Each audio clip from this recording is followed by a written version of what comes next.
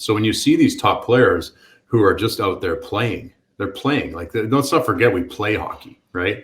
As much as it's a job, like we play hockey, and it's important to remember that it's supposed to be play based, because that's where you can really access that artistic side of your brain and become you become the master of your own domain in that regard. So it's like, it definitely starts with a mindset, and then there's got to be a consistent approach to that. That doesn't mean you don't go in the gym. That means all that means is when you're in the gym, you're focused on being in the gym. Then when you're done the gym, you're focused on your recovery. When you're in practice, you're focused on getting better. You have a specific, set to get better. It also means, like, if something bad happens, if you have a bad shift or a bad game or a bad year or a bunch of injuries, which, I had a million, you've got to be able to just keep resetting. That was 14-year NHL veteran Andy Sutton, and you're listening to the Up My Hockey Podcast with Jason Podolin. Just watch me now.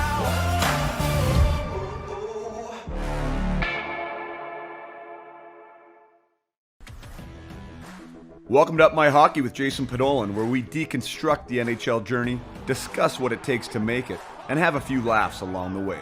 I'm your host, Jason Podolin, a 31st overall draft pick who played 41 NHL games, but thought he was destined for 1,000. Learn from my story and those of my guests. This is a hockey podcast about reaching your potential. Hello there, and welcome back to the Up My Hockey Podcast for episode number 55. We have 54 episodes in the book already, and we're hitting number 55. It just blows me away every single time. And this might be your first podcast, your first time here listening to Up My Hockey. And if it is, welcome. Love new listeners. Hope you really enjoy this one and you stick around. If you haven't already, definitely subscribe to the podcast on whatever platform you're listening to. A lot of people don't understand how the podcast world works. It goes off downloads. So downloads is what is like the most important thing for podcast hosts like myself, because that is what gets tracked. You can stream an episode, but that actually means nothing to the stats of the podcast. So podcasters are always asking you to subscribe, because then that episode goes onto your device. And obviously, hopefully you listen to it. I'd love you to listen to all of them. But even if you don't listen to it and it gets downloaded, you can always erase it, and if you don't plan on listening to it. So a subscription is amazing. It means that the episode gets downloaded, and I appreciate you for that. The downloads just recognize the popularity of the episode. And when the episode gains more popularity, it gets recommended to more people, which means more people have eyes on it and more people have a chance to see it. So we are trying to grow this podcast strictly from the organic realm, which means, word of mouth, which means people talking about it, sharing it on their social media platforms or in their inner circles. And also from the podcast platforms, like recommending it to other people. So that happens with downloads, and that happens with reviews. So if you are a longtime listener who hasn't yet left a review, and I know there are a lot of you, you'd be doing the podcast a huge favor. The athletes who haven't yet listened to this podcast a huge favor, because your review means that they're more likely to see it. So that would be amazing. As far as today's episode, we are talking with Andy Sutton. Andy is a 14-year NHL veteran, played on 6, 7, 8 teams, which is massively impressive. One, to play over 600 games in the NHL. Andy's a big boy, 6'6", 250 pounds. When he played, he was a stay-at-home defenseman that took care of business in front of his net and tried to keep the puck out. Also would drop the gloves when he had to. But as impressive as that is, what really impressed me with Andy's story is his genesis story of becoming an NHL player. He did not take the typical path. I love how everyone has a different way to get to be a professional or to get to be an NHLer, and Andy's is really special. From scoring 6 goals in 3 combined years in Division I hockey, getting signed to a partial scholarship. He blossomed in his senior year after transitioning to D. He was not a defenseman when he got recruited, turned into a defenseman during his time at university, and then had 14 different NHL teams lined up to give him a contract at the end of his senior year, and it can happen that fast.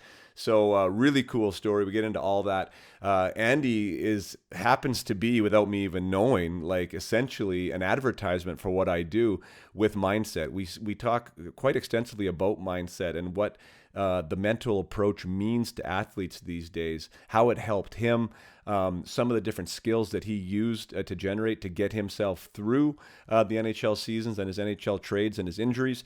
And yeah, so we have really good talks about mindset, about gratitude, mental toughness, so on and so forth. So I think you're going to enjoy this one. It's a good introduction if it's your first one. If this is episode number 55 for you and you've listened to all 54 before, you're going to get more of what you love, which is some authentic conversation from real people about a game that we love and what it takes to be great within it. So without further ado, I bring you my friend, Andy Sutton.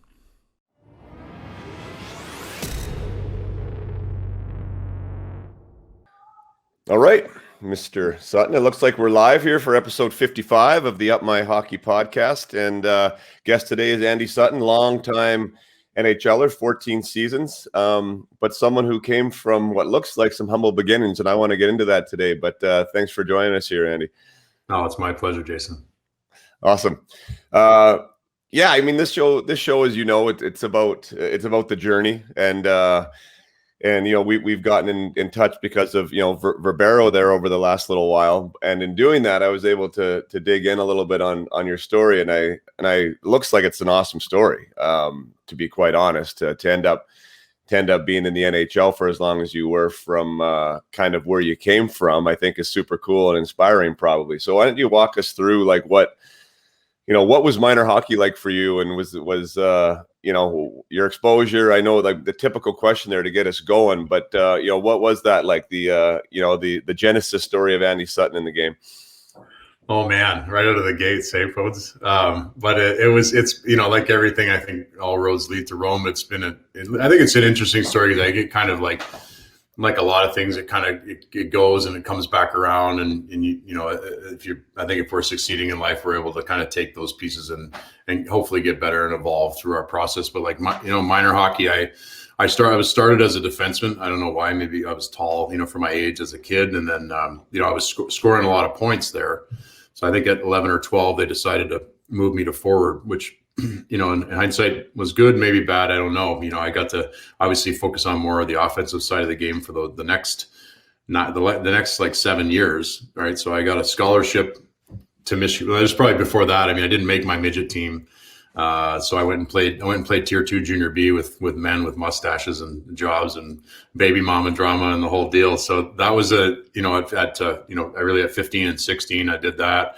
And so talk about that. So you had different aspirations though. So you wanted to play on this midget team, go to camp, do the thing, and that doesn't work out for you. So then do you think that was the right call at that point? Like, did you feel like, man, I should have made that team, someone screwed me? Or how did you feel in that environment? No, I was a bit of a late bloomer. Like, I think I was a little late to the party. You know, I think, I probably started maturing a little bit later than some guys. So I think I got kind of left by the wayside there, like around 14, 15, 16. I think I was behind the curve.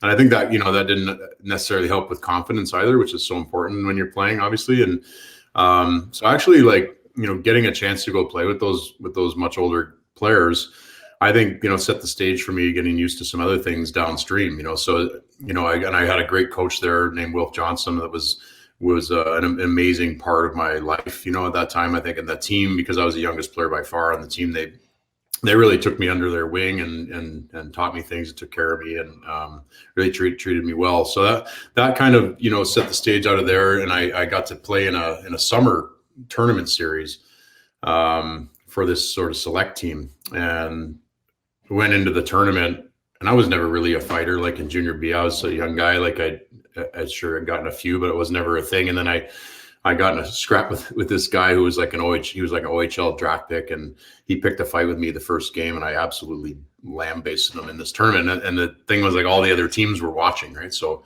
the rest of the tournament, like, nobody came within 5 feet of me. I think I won, you know, best player in the tournament or whatever, scored a bunch of goals. And there was a man named Dave Barrett who happened to be there watching the event. He was scouting for the then St. Michael's Buzzards, the tier 2 team. So okay. I got invited to go play at St. Mike's, which at the time, you know, was one of, if not the preeminent school to go to if you were going to try to get a scholarship, which for me sounded like the perfect recipe. Like, I don't think, truthfully, like, I always probably had aspirations to play in the NHL.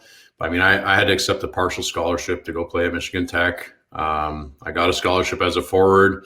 They with the NHL lockout of 94, 95, Pierre Page was in with the club, kind of doing just, he was friends with our coach, Bob Mancini, who's the director of USA Hockey now. But Pierre came in and spent 2 weeks with our club and gave assessments on every player. And when he left, Mancini called me into his office. He said, "You want to hear what Pierre had to say about you?" I'm like, "Yeah, sure, of course." He said, "Try Sutton at defense." So I was like, he's like, "What do you think?" And to that point, like I had a very lackluster freshman year. I wasn't doing much of anything my sophomore year to that point. And I said, "Sure, let's go for it." So I immediately made the switch. And as you can imagine, there were probably some growing pains there. In the junior year, I had an injury and it never really, went that well for me. And I had an internship offer with the US Navy summer before my senior year. And at this point, I'm honestly thinking like, man, if I play a couple of years, like bump around on the coast or go play somewhere like for a couple of years, I'll be probably happy and I'll just go back to school or start to work or whatever. I never really at that point thought it was even possible to play in the NHL or even really for a long time.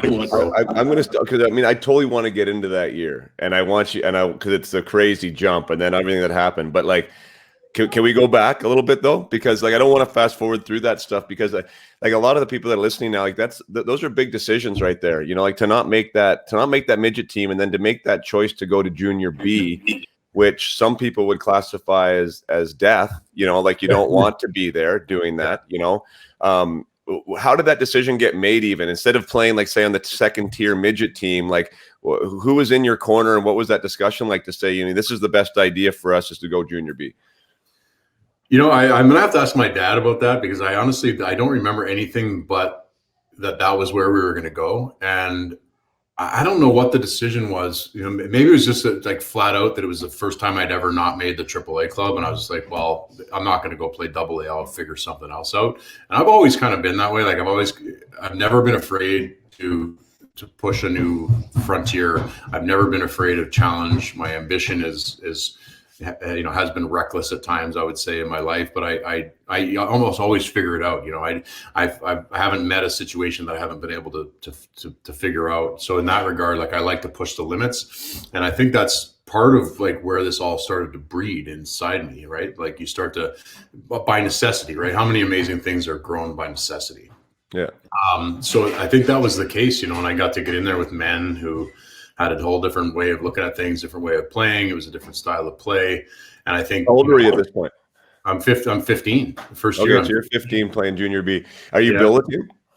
No, I'm living at home. My dad didn't even want me on the bus because the guys would have beers after the game and stuff, right? So he'd actually follow the bus and drive me to and from every game, right? And so he's driving me all over Eastern Ontario, taking great care of me, and he always did. He was in my corner every step of the way, So I would assume, and I don't want to put words in your mouth, but you must have been fighting that tooth and nail. Because you want to be accepted and be part of the boys, and not necessarily that means having a beer on the bus, but I assume you want to be on the bus with the guys, right? Yeah, I did. And he'd let me take the bus sometimes, and other times, I don't know what the distinction was or like what all was going on. I'm going to ask him about this now that you bring it up, because I haven't had a chance to dive back with him. It was a really interesting time, a big growth phase for me. And then I think, if I hadn't done that, maybe I wouldn't have got to go to that, that summer tournament. Maybe I wouldn't have learned how to, handle myself a little bit in a few of the fights I got in junior B, because you know how that is. Those games can get out of hand. It can be crazy.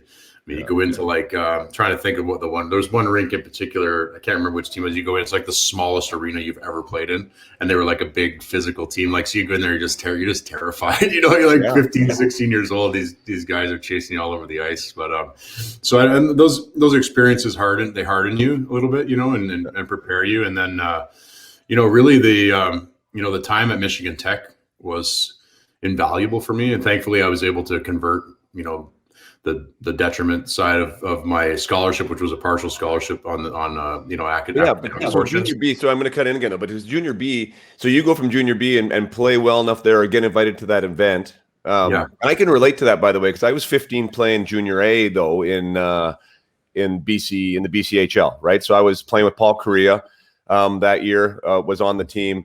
A couple other pretty good players were on that team too, and I was 15. There was like 2 of us in the entire league, I think, maybe 3, right? So.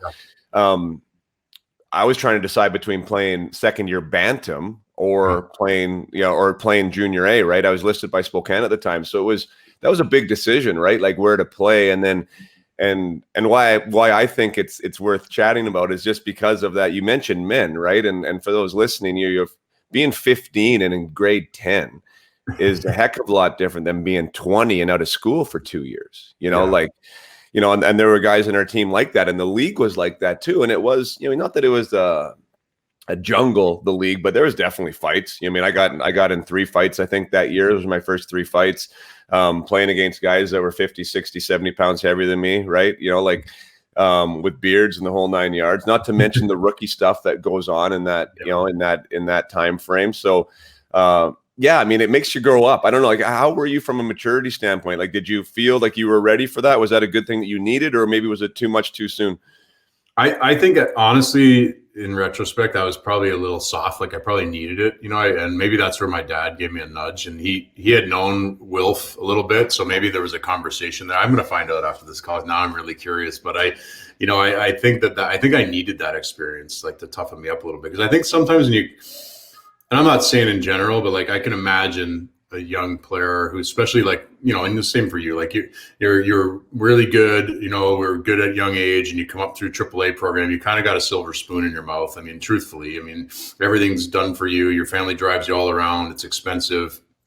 You haven't really mostly had to suffer too many hard knocks where you've had to like go and figure out something new, right? Like those points where, and really like every time in my life where I've been confronted with those types of things, and that's where growth occurs. Anytime you put yourself in a situation, you find out what you're made of. Like you find out what you're made of, what you extract from it, and hopefully you come out a better version. So like I look at that. I look at that time in my life, and I say this to people all the time. Be like, and I've been doing business for a while now, but then I would say when I retired, I'd say like, I've been doing business for a really long time, because you make these decisions. And when hockey became the business of my life, well, I've been doing business for years, because you're always kind of navigating, best case scenario. You're trying to find a way to fit in, find a way to carve out a role for yourself, an identity, finding out other ways in which you can get better within that. But then lo and behold, it'll change again, so to endure and play as long as we did, you got to wear a lot of hats. You've got to be willing to do all the stuff. And I don't think I would have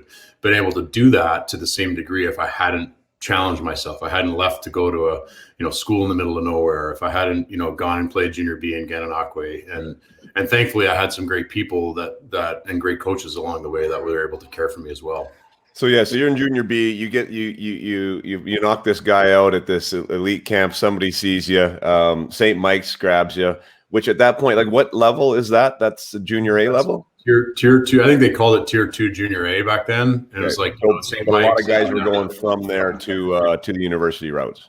Yeah. That was kind of at the time. You're looking like early 90s. Like that was really when scholarships became a very attractive option, and people started to think like, well, this is a great way to go. And then lo and behold, like we see the evolution of that, right? And the bottom line is nowadays, if you're a great player, or if you can evolve into becoming a great player, like they're going to find you. It's easier than ever to find people, right? So I say to every parent now that I talk to, I'm like, as great as major junior can be for some guys, like in a lot of ways, I feel like you're missing out on a life experience that really can help set the stage for you for the rest of your life outside, because that's the next thing, like going to school. And I studied engineering during school. So like, again, lofty ambition, but at the same point in time, like it made me, I had to carry an education in engineering while I was trying to play Division I hockey. Again, like another massive like hardening event, because it's no joke. You have no space for error. You've got to be super focused in what you're doing, well balanced, and then you still want to be at the frat parties and the sorority parties and doing all this stuff. So I think it teaches you that balance, and then coming out the other side of it, like I don't necessarily use my engineering education, but at the same point in time, like I think the critical thinking that I was able to learn while I was there helps me every day in everything I'm doing. So all the things kind of connect, in the end. Yeah, no, I like talking with college guys, because the one thing, there's very few, and I have had a couple on the program that have been able to experience both major junior and university. Obviously, it's the guys that go from university back to major junior, because you can't go the other way.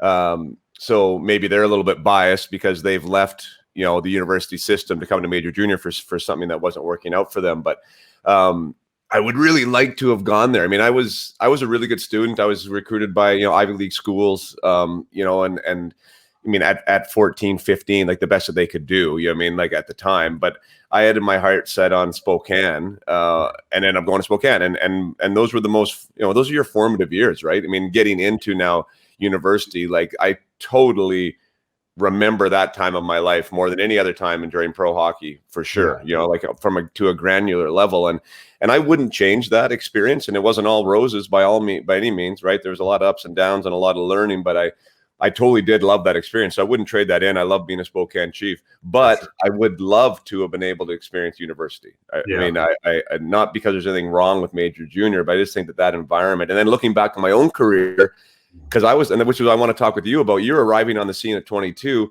almost at that age. I was like almost cast off as being like, I'm not a pro, so you do have to start. You enter the game earlier, right? You enter the game earlier, and then there's a lot of these labels and stuff that gets passed on you. But I just want to go back. So you're at St. Mike's. How many years were you at St. Mike's? Just the one season. I think I signed. So you had a pretty good season from a point standpoint. Did you know, and quite a few PIMs too? Like, did you kind of have an idea of who you were as a player at that point? By that point in time, like I started to like fill into my size, because I grew. I think I grew, when I was 15. I think I grew like 7 inches in a calendar year. Took me like a year or two to like catch up my body, figure out like which, what I was doing. I lost, and that took a lot of the fun out of it for me, like you're used to being good and contributing. And then I was fighting my body, and just my own personal development. So, and you don't know that at the time, like you don't know that that's what's happening. You just think what's happening to me, So the time at St. Mike's, I think it started to kind of come back together, where I started to get some relative control. I had definitely felt like I had a bit of an identity in the game, and like that's so important, because I'd say this to people all the time: like if you don't know what you are, your coach's staff isn't going to know what you are, and that's the thing that drives them the craziest. All they want to know is exactly what you're going to do on the wing, or I'm going to do on defense, right? So that they can put the plan together, right? So it's so imperative to have that self-belief, and then definition, and then working towards the consistency that I think every team wants, because I think that you and I both probably played a lot of amazing players that were like, it was always like lightning in a ball. And I'd see it so often when guys would get called up, like a top tier player, they'd have a few good games, and then all of a sudden it would literally go like tank right off. They're super excited, 2-3 games. It's just not sustainable. To sustain it, you've got to have like a very assured identity. And I think all of those things along the way like help you identify that and carve that out for yourself. Yeah, it's interesting because I think there's a personal element to that, meaning, who you are as a person and being comfortable with that, and then figuring that out as far as a player is concerned. And when you're trying to juggle both, that's really hard, especially at the pro level, because what I mean by that is what we've already touched on is like when you go into those new locker rooms, you're trying to navigate that space as a person, right? Mm-hmm. Yet you're playing hockey, right? So you're with all these different personalities, and like, how do I fit in here? Because sometimes it's an older team, sometimes it's a younger team. Sometimes, like who knows what that looks like. And you got to be strong enough with whoever it is you are. And then you got to impress the coach from a player standpoint. And I like talking about that stuff, because I think that's the stuff that, usually doesn't get talked about, like that fitting in, which is why I think it's so wild that you were behind the bus in your dad's vehicle. Yeah. That's super wild. But so you got a partial scholarship. Was that, I assume you didn't turn down any full scholarships, so that was just the way it was, and that was who gave you something, and off you went. Yeah, and it came, and I've seen this time again in my life. Like a lot of times, I feel like the thing, if you're in a position to receive it, the thing that sort of surfaces first is maybe the thing that's meant for you in a lot of ways. And they were first to the table. I had an opportunity to take a look at going to Brown. My family couldn't afford to send me to Brown. And I didn't want to wait like too much longer in the year, because I can't remember which month I committed, but it took a little bit of time. And then once it finally came, I was like, okay, good. This is the next piece. And my family was good with putting up some money for the deficiency on the full scholarship. And then thankfully I was able to make the dean's list in the first term, and I was able to convert the rest to academics. So I ended up being on a full ride the entire time, which was obviously like a lot of pressure off my family, and then Mom and dad are happy with that. Yeah, and it felt nice that I could contribute that back, because at a certain point, I started to feel not like certainly thankful, but like also, maybe even guilty in a certain regard. Like our families put up so much of their time and money to like let us have this opportunity, and then it feels really nice at that point to be like, okay, good, I've got this now, Yeah. And then from there, I kind of, I kind of had it the rest of the way. So that was a big piece for me. Tech was a big piece for me, because I could go there. And, even with the, going from forward to defense, but I had a space where I could, you practice hard all week. You have games on the weekend, you practice hard always. There's a real repetition to it.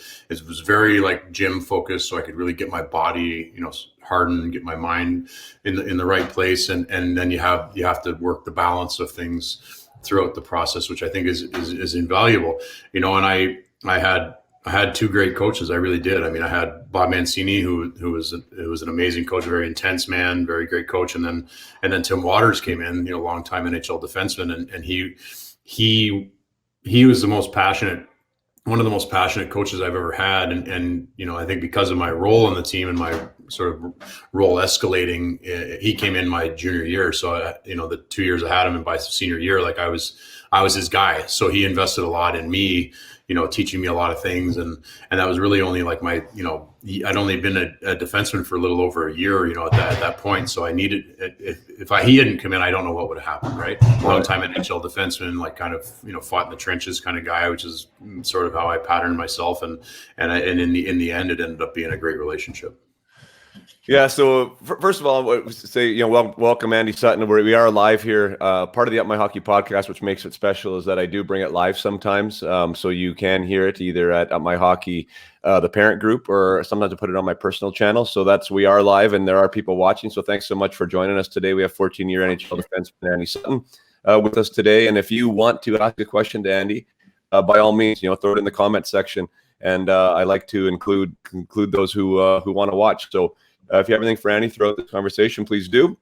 And for those of you listening too, like, I'm sitting here with Andy's rap sheet, the back of his hockey card sitting here in front of me. And as a forward, Andy had 2 goals in 19 games as a freshman, 2 goals in 32 games as I guess it's called a sophomore, right? And then as a junior, 2 goals again in 32 games. But at this point, I think you are a defenseman, correct? Your last year? Yeah. So speak to that. Like you said, you were not thinking NHL aspirations. You weren't thinking 14 teams lined up to sign me in my last year. You're thinking, what's after this? How can I maybe use this? Walk us through that point in your life. Like, hockey was a vehicle for you to get education at that point, was really what it was looking like, right? It was. And, deep down, I always dreamed about it, and the dream never left me. And I would say if you asked anybody along the journey of my time at Tech, any of the guys that went to school with me would say Andy was one of the hardest working guys in the gym. He had the, I was crazy about it, like I really wanted to do it. I didn't know if it was possible, truthfully, especially after that junior season, and that pivot point, that sliding doors moment where you get, really offered a potential dream job, right? So I'm studying hard. I'm studying engineering in the U.S. Navy. I met a guy that, that I obviously endeared myself to in Summer Garden. He offered me up an internship to go live in DC for the summer. Well, I decided to give it one last kick at the can. And, it wasn't because I stayed at school and trained hard that summer. And especially nowadays, everyone's in great shape. So it's not about, it's not about the gym. The gym is part of it. It's part of your responsibility as an athlete to make sure your body's in shape. It was my mind, and it was almost like, okay, well, I don't know what's laying beyond this. And every time I've had this experience in my life where you almost cast aside expectations and you just go out and you just be, you're just completely at one with the moment and not trying to get too far ahead or too far behind.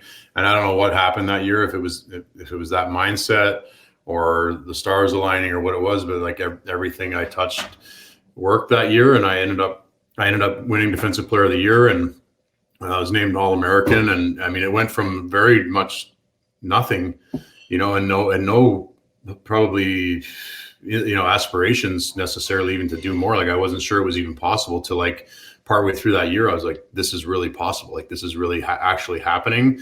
And I think it really was, Jason, like because I let it go. Like I just let it go and I trusted my instincts. I played through my instincts. I embraced every moment, and I knew like if it was going to be my last year, I was going to have a blast and I was going to be thankful for it. And it really just all aligned. And to, what you said, I mean, I was undrafted, right? I never got drafted in major junior. I never got drafted in the NHL, and I had 14 teams basically offer me, first round dollars, coming out of my last game at Tech, which was nuts. I mean, another big business decision. I turned down a little bit more money from the St. Louis Blues, who at the time had Chris Pronger and Al McInnes, to go sign with the Sharks because they had a few older defensemen and Jeff Norton and Gary Suter and Bob Rouse. And I thought I had a faster track opportunity to get into the NHL. And these are the decisions that you start making before you even really understand what it is you're doing, Yeah, right. And so you talked about like your body, that you were in shape, that you were always in shape, that you're always looking after your facility, because you were wise enough to understand that. But that last year, it was more about your mind and being able to let go. So I 100% agree with that. And I don't want to put you on the spot, but how can someone listening, like, was there a conscious choice somewhere in that process? Was it like, how did you apply that ability to do that? Like, okay, I'm just going to let it go. Or was it just something that organically happened? It's something that in one form or another, I've probably always been, that I always think about. And I would say I've had dozens now probably of occurrences where just different things in my life have aligned where probably they were always meant to. And it's always been because I've made a choice to let go of expectation. Because expectation is a killer. And then if you think about it, and I say this to people all the time, like if you're living in regret and remorse, which a lot of people do, you're living in the past. And if you're living in fear and anxiety, you're living in the future. So that's like, I'm worried about the game. I'm worried about my next shift. I'm worried about making mistakes. Am I gonna play for this, better team next year? Am I gonna elevate my position? And am I working hard enough? Am I eating the right food? Am I drinking enough water? Is my dad happy? What do my parents think about this? Like, and you can get in this vicious cycle of carrying all this stuff. All the while, it's so prohibitive for a myriad of reasons. But the other thing is when you start to understand that your unconscious mind. So now you're talking about, and I'm talking more like playing instinctually and just being instinctual as a human, because at a certain point you've got enough of a skill set to where if you're truthfully trusting in yourself and you can process from your unconscious mind, you can process thought at like 10,000 times the speed of your conscious mind. So when you see these top players who are just out there playing, they're playing. Like, let's not forget, we play hockey, right? As much as it's a job, like we play hockey, and it's important to remember that it's supposed to be play-based, because that's where you can really access that artistic side of your brain and become the master of your own domain in that regard. So it's like, it definitely starts with a mindset, and then there's got to be a consistent approach to that. That doesn't mean you don't go in the gym. That means when you're in the gym, you're focused on being in the gym. Then when you're done the gym, you're focused on your recovery. When you're in practice, you're focused on getting better. You have a specific, set to get better. It also means, like, if something bad happens, if you have a bad shift or a bad game or a bad year or a bunch of injuries, which, I had a million, you've got to be able to just keep resetting, right? To be able to go back and restore yourself. And you've got to be more like the family dog. Like you can leave your dog at home all day and with no food, no water, and they're still going to come and lick you and shit, wag their tail when they come and see you. Just they're so present. They're not living in like, oh, you left me here all day, like I don't need food and water. We've got to be more like that as athletes in some regard. Like, you've got to be able to just live in the now, like the right now. The next shift is not guaranteed. The next game, the next year, anything. And then the shift before it falls away, but behind your heels. I mean, there's absolutely nothing you can do about it. Literally nothing, except learn from it, right? So your responsibility in that moment is like, okay, I've got to learn from this. I should do this differently. And then you've got to go forward, because the thing is, like, if you're being put out for the next shift, if you're still in, thinking about the mistake you made the shift prior, you're done. You're going to compound your errors.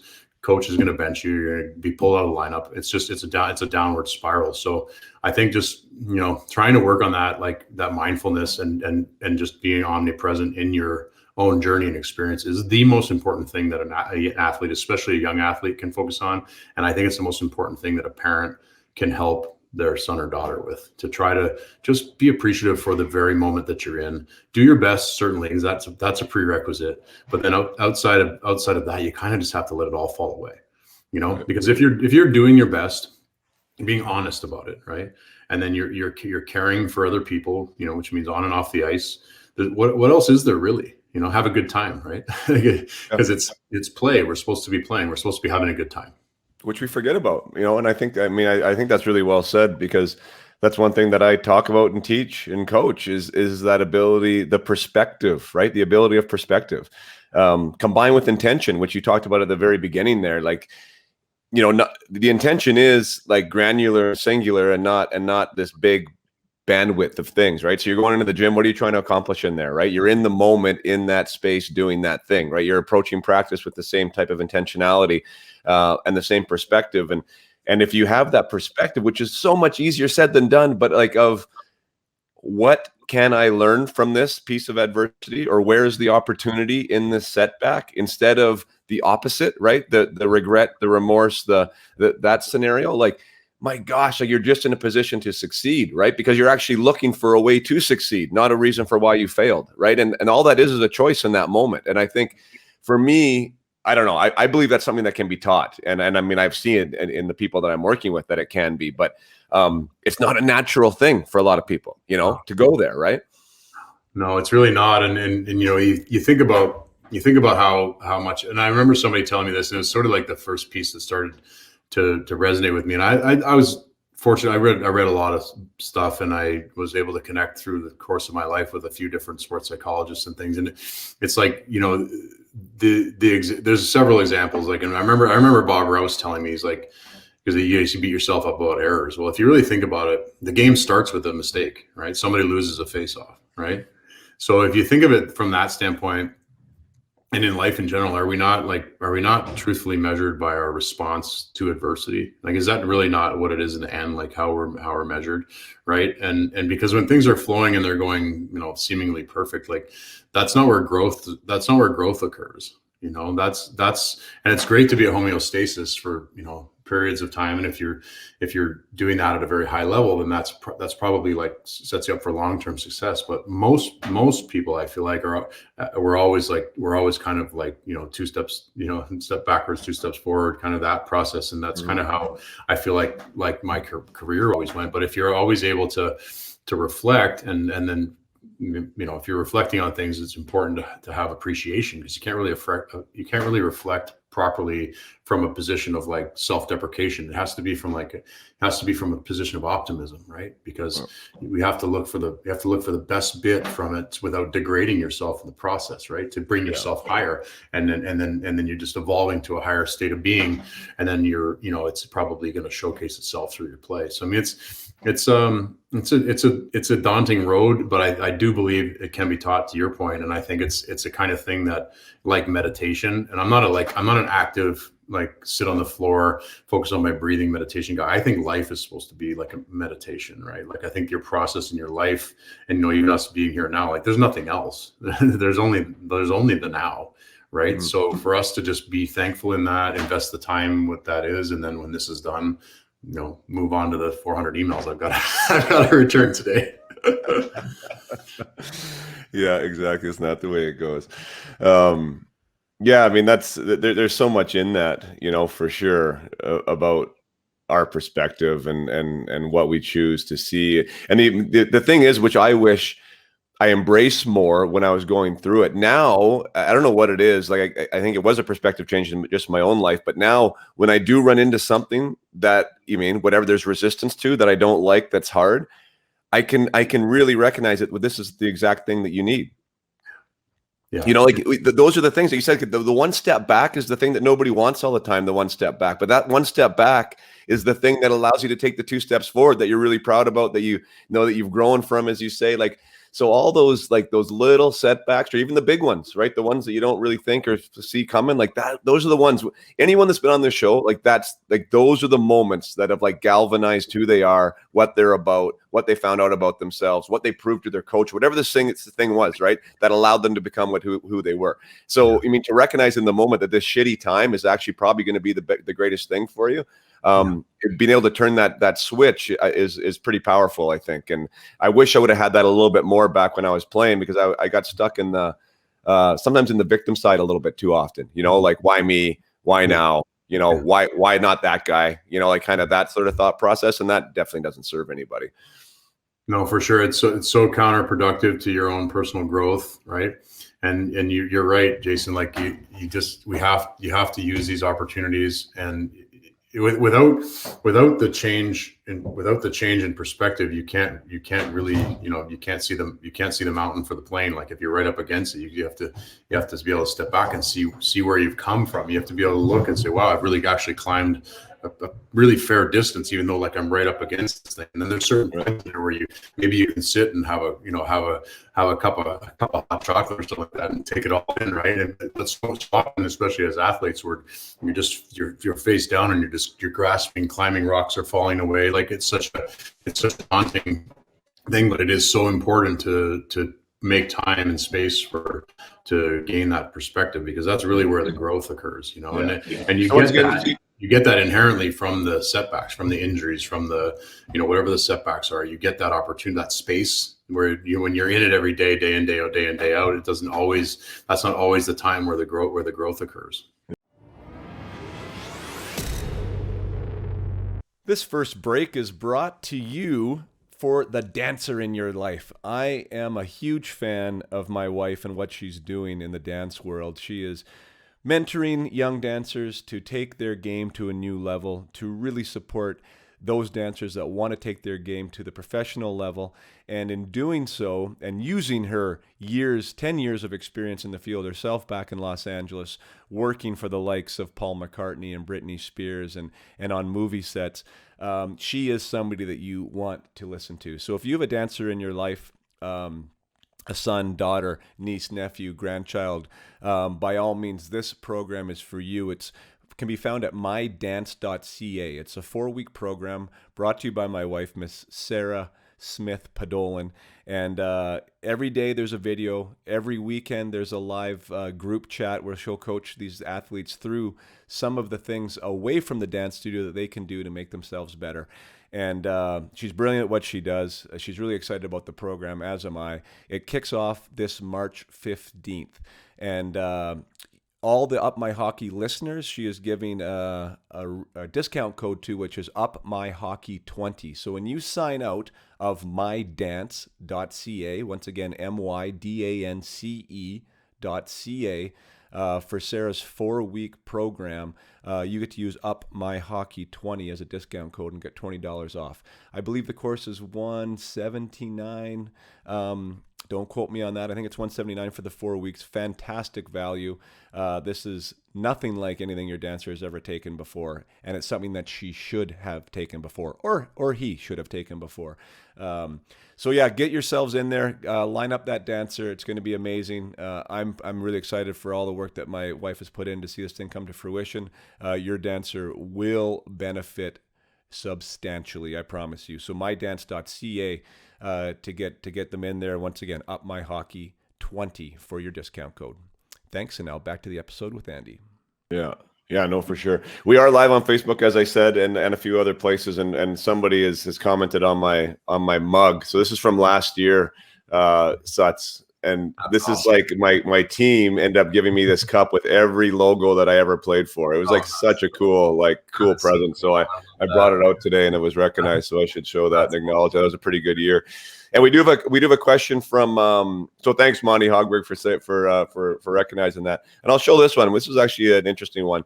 Good morning, guys. From Jared Bissett. I have one question. If you could go back, tell yourself 1 or 2 hockey skills you should work on more, what would that be? I'll go first, and I'll let you give a little time to think, because I'm not going to actually say what I should have worked on. But what I found, Suts, which is so kind of counterintuitive, is that once I became a pro, I kind of stopped working on the getting better, which now I didn't really realize until probably in the last year or so. Like in junior, I was always out in the ice and always like with guys, not even really knowing that I was consciously working on stuff, but I was, right? I was last one off, would leave the building late. And then when I got to pro, it was almost like it became a job, and it was almost like it was I don't know, like I wasn't on there working on I was working on my shot still, I guess, but not really consciously about anything else. I mean, I was almost like in homeostasis, as you said, like status quo. I made it. This is what I'm about. I'm scoring goals. I'm okay, right? But I never kept continuing on that skill development. Now I know that, my God, that was a huge error, because guys get better all the time, right? There's always room to improve. But how would you answer that question? I would say, like, it's to your point. I would say, like, I would tell myself to stop and smell the roses, like to breathe it in and make sure that I'm appreciative of the space where I'm residing and be thankful for it. I would work on that as a skill set. Like I would make sure that I remind myself to play hard, but like it's a game. Like we should be playing. The fact of the matter is, as much as everybody wants to play at the highest level, it's a very select group of people that are fortunate enough to do that. So you got to think in a lot of regards about everything else that's going on in the world, and yourself certainly as an athlete, but as a person, that has to have a deeper skill set than that. So I would also say to myself, and it's back to perspective again, create an environment for success for yourself. Make sure that you're focusing on other things outside of hockey. Don't put all your eggs in one basket, and that goes back to the perspective again, and the fact of the matter is, like, more isn't always better. Like when I play golf, the more I play, sometimes the worse I play, it's like, and the more hockey is not necessarily going to make you better. I think a targeted approach to what you should be working on is way better. And if I focus way more on the mindset than the skill set, I would have been even better off, Wow. That's an advertisement for me and what I do. I mean, like that's where I was going to go. I mean, and you just went there, but like that would be, hockey skills, I think the physical realm is really being exhausted, and rightfully so, like we have everything dialed in on that side, nutrition, the how to train properly in the gym, all the skill development stuff that's going on the ice. Everyone knows you have to skate in this day and age. Everyone knows you have to be able to puck handle, so obviously work on those skills. But what I think is this massive opportunity is the mindset side of this. Like how does all of that come together for a player, and how do you handle the resiliency and the adversity and the perseverance? And like, those are skills. Your character is a skill, in my opinion. And I think that's what I do now. And that's what I'm passionate about, because I don't think enough people, you get the right coach in the right environment. Of course they talk about it as part of the culture, but it's not really taught as something you can improve. And you can improve it, right? So I'm glad you said that. I think mindset over skill set is kind of that hidden secret weapon, in essence. Yeah, I agree with you, Jason. It's like it's unfortunate in a lot of regards. Like there's probably not enough athletes even that get there, let alone people that can convey it to young people, right? And so you think about these founding moments in our sports lives, and this casts across all sports, and maybe just life in general. Like so many tasks that we have to do, or how many tasks we make ask our children to do, right? So we create this like structure where it's all just task oriented, and it's not about creating perspective or balance necessarily. And then are we fortunate enough to have coaches, teachers, parents in our life that can show us that, right? Probably the answer most of the times is no. So you've got to take it on yourself. Like it's got to be something that's ingrained on a daily basis, just to check in. You got to constantly check in, to see how things are actually making you feel fundamentally.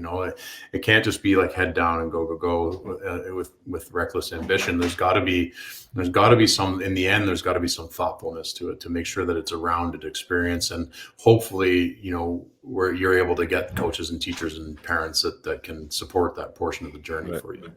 No, that's well. And you talked about it. One of the programs that I developed was called Building Championship Character, building championship hockey character specifically. And I broke down like some character traits that I think are really fundamentally essential, to being a great athlete, and especially in the hockey world. Because I do think that there's a different culture around hockey, just in and of itself, the inherent nature of it being a team sport, and unlike a team sport like baseball or basketball, like there's a little bit more of a herd pack approach with hockey, right? That requires a few different personality traits. And one of the ones that I have on there in my top 10 is gratitude, which I think is is very overlooked in a professional sports kind of realm, and what you think a hockey player needs to be, because we think tough and we think, you know, gladiatorial and, you know, like these competitive, which I think are all great traits. But when you combine gratitude in that mix, I think it keeps you more present and connected to the moment and what it is that you're doing, which is playing a game, and whether it's the junior level or the midget level or bantam level or pro level, like, to keep that in mind and to keep that very present. And I think that really helps with nerves. I think it helps with anxiety. I think there's a ton of things that it helps with as well. Can you maybe, and I teach that as like something that we can improve again, right? That is something that when we're conscious about it and we're intentional about it, you can become more grateful. And have you ever met somebody who's too grateful? I mean, that's just something that doesn't happen, right? No, it doesn't happen. It's one of the, and my wife is the most grateful person I've ever met. She's thankful for everything, and it's like I've never really been with somebody that's so vocal about her gratitude, you know. And it's infectious too, and it really honestly is one of the best things you work on, to be grateful for every experience, because none of it's guaranteed, you know. There's not even really a rhyme or reason or even a recipe that has to be like a templated thing for you. Like the possibilities of life are endless. So in so many regards, like I've seen it time and time again. What is meant for us finds a way, and it finds a way faster if we're able to be truly present in that experience, because we can't receive the feedback that's given to us that can be a portion of dictating that direction if we're not present. And if you're not present and thankful for the receipt of that, then you don't have the perspective to be able to say, like, okay, how does this intersect to what I'm doing? This new variable, this new stimuli. How do I intersect this with what I'm doing? Or does this change the way that I want to do things just in general? I'm going to go this other route. So right. It's imperative value stuff. I mean, it just has to be there. And it is maybe the easiest thing you can do for yourself, to teach yourself to be thankful, because I truly believe it's for my wife, it's a repetitive thing in her mind, just to start with thankfulness, no matter what it is, and then work forward from there. Yeah. And there's some great, I mean, you know, gratitude is not like nobody's talking about it. It is in some circles very talked about. Depends on who you're following, who your social media kind of following is. But, you know, there's some great gratitude practices that people can get into. And again, because it's a habit, right? I mean, it really is a habit, and you're conditioning your brain to develop that habit. So, you know, to consciously start with a gratitude before bed or gratitude in the morning or something, that's a great way to start the day.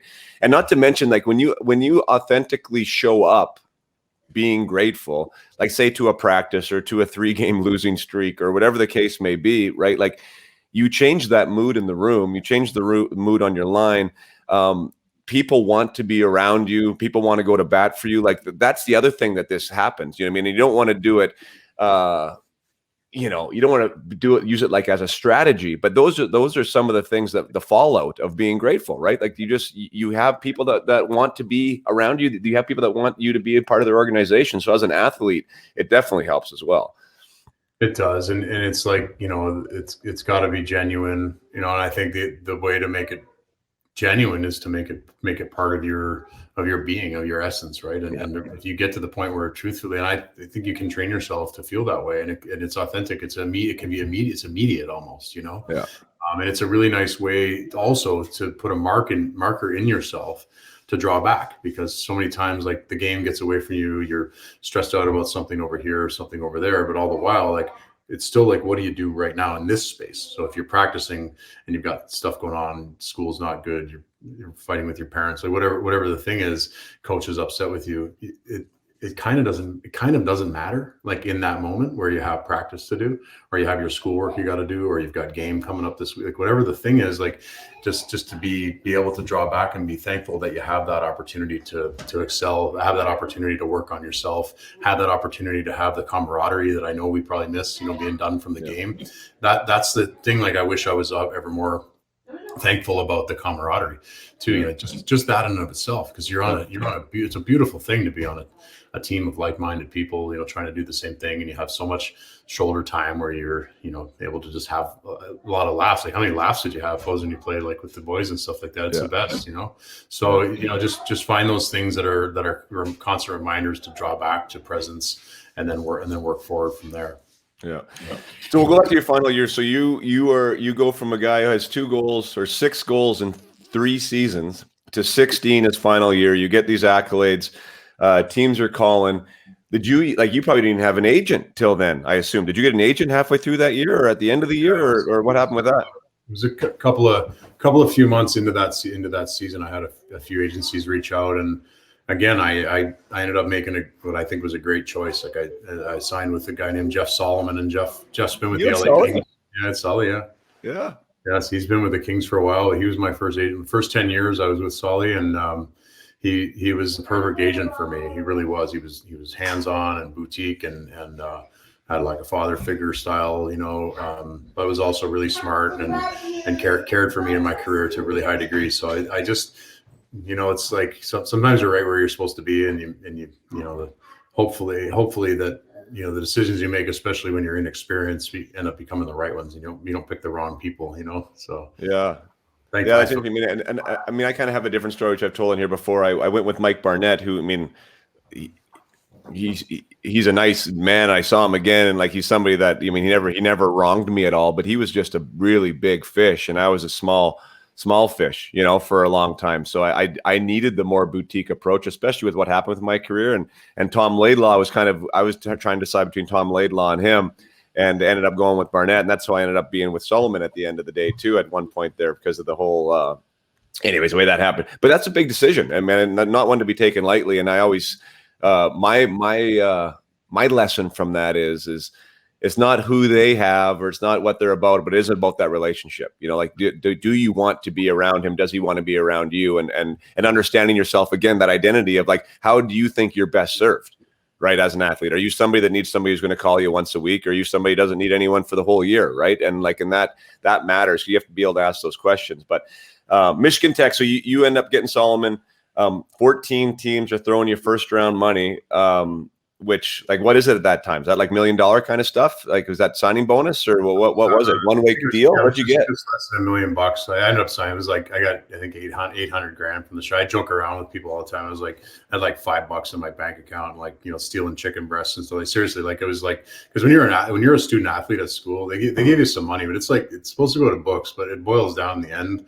If you're not working another job, and I don't know how a student athlete could possibly also work a job and do that well, but you have no money. I mean, you're literally broke as a joke, So it went from that to, having all this money, and I think the Blues offered me $950 or something. That was the max, and then there were a few other teams in and around there, and a couple just under the Sharks, and it was a crazy position to be in, to just make a choice like that, especially smokes. coming out of, So wow. I always get, that's why my podcast goes so long, because a lot of people would just blow over that. But you mean saying no to $150K when you have no money, is a huge thing. So that's obviously something that was discussed with the agent. And you said you were kind of picking through the lineup and where do I fit? So you decided to take a $150,000 haircut. But let's not even talk about that. Let's just talk about, how was that from a life change? How did you handle $800,000? Was that... Did you have a couple reckless nights, or were you pretty responsible with it, or how did that all go? I've always been pretty responsible, I think, and I was really responsible at that time, because you come through 4 years of having virtually no money, and then my family's got a humble background. My dad's a locksmith, and he worked really, really hard to care for us for his whole life. He's still working today, and so I got to see a man for a long time who worked really, really hard, and he took care of us. But there's also, you got to be responsible when you've got certain barriers. So I grew up in that kind of environment. So for me, it was, I don't know, I was never really, that wasn't really the thing for me. I think at that point I was okay, how am I going to make it now? How am I going to actually do this? Right. So there are a few interesting things that happened there too. I got to go, I signed right out of school, and I got to go and finish the season in Lexington, Kentucky, which is where the American League team was. I played 7 or 8 games or something like that. And then I got to go down and be a black ace with the Sharks for the playoff run. So I got to be with the team and travel with the team for the entire playoff run. So I got to know a lot of the guys and the staff, and got to get a little bit more comfortable, even though it was really crazy, watch Owen Nolan ripping around, Mike Ricci, and all these just legends. Right. So, but it gave me a certain comfort level. And then they kept me there that summer. I had my that the second shoulder surgery or the third? I can't remember. I had a shoulder surgery that summer, and they wanted me to stay and rehab me and get me really strong. So I got to stay through the summer and spend time with the medical staff and everybody like that. And then I went into the rookie camp that next year, and I had a really good rookie camp. Were you in a one-way? I was on a two-way contract. Everybody was on two-way back then, so there were no guarantees, and so I went into the rookie camp, had a good rookie camp, and then from there, I actually made the club out of training camp my first year. Oh, you did, which was crazy. They sent me down for a couple of stints just because the distance between San Jose and Lexington was so far. So when they'd send you down for like 2-3 weeks. And then, like, you didn't know if you were coming back up, but you kind of just went down again, and you worked really hard and tried to play the game the right way and get back up. So thankfully that was the case. You'll see, like, with the games that I played the first 2 years, I sat in the press box a lot.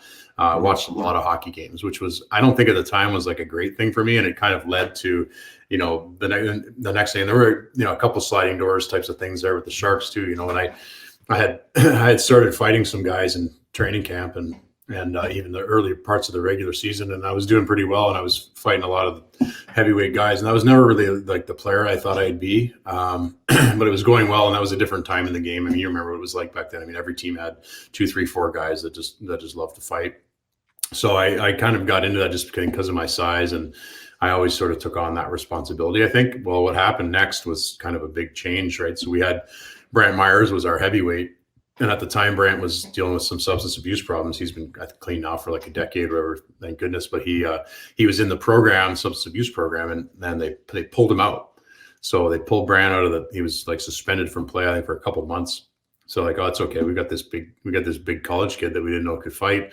So now, like, I'm lining up on the wing. They're not even playing me on defense anymore. They put me on the wing, and I'm playing against like the Matt Johnsons and Scott Parkers and all these. I'm fighting like literally all the heavyweights, and it became the worst thing that probably could have ever happened. Because now I've had all kinds of anxiety and stress, and it wasn't what I wanted to do.